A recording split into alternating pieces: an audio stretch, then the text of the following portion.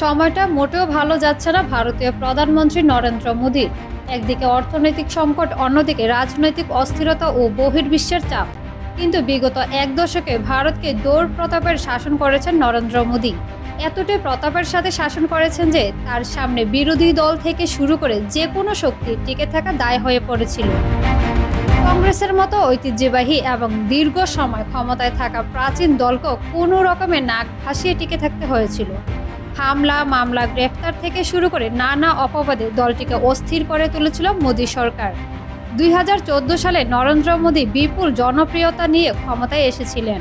সেই মোদী সরকারের পতনই এখন পুরো ভারত জুড়ে শুরু হয়েছে। ওইদিকে মোদী সরকারের ভুল কূটনীতি, ভারতীয় মিডিয়ার অপপ্রচার, ভারতের কলকাতা, দিল্লি, মুম্বাই সহ প্রতিটি শহরে এখন মোদীর সরকার বিরোধী প্রতিবাদ চলছে। ভারত বিশ্বের অন্যতম শক্তিশালী অর্থনীতি হিসেবে পরিচিত ছিল, কিন্তু এখন ভারত কি হারাচ্ছে তাদের সবচেয়ে বড় বাণিজ্যিক মিত্রকে?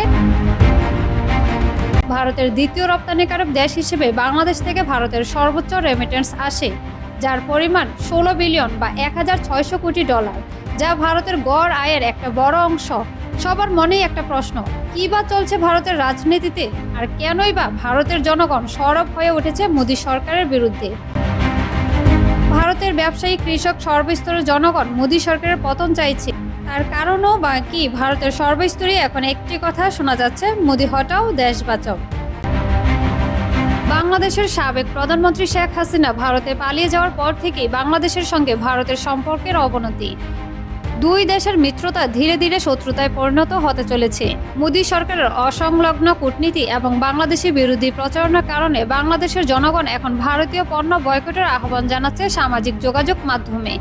ভিসা জটিলতার কারণে বাংলাদেশ থেকে পর্যটক এবং রোগীরা ডাক্তার দেখাতে না যাওয়াতে ভারতের অর্থনীতিতে এর প্রভাব পড়েছে।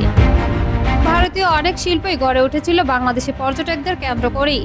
ক্ষতি গুনতে গুনতে ভারতীয় ব্যবসায়ী এবং কৃষকরা এখন দিশেহারা, আর এর জন্য মোদীকেই তারা দায়ী করছে।